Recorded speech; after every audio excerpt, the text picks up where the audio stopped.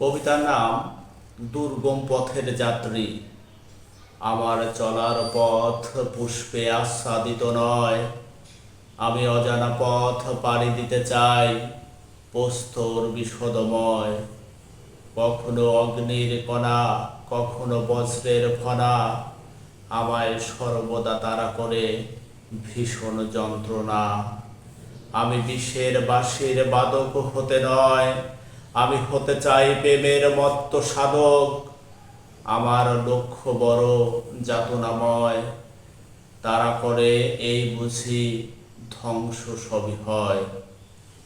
যে নক্ষত্র আলোহীন, তার মূল্য আছে কি বলো?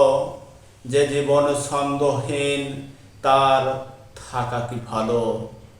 মরীচিকার মতো ছলনাময় জীবন চাই না, আমি সংগ্রামী জীবনের দিশারি হতে চাই। আমায় ভালোবাসতে হবে না, শুধু ভালোবাসতে দিলেই হবে।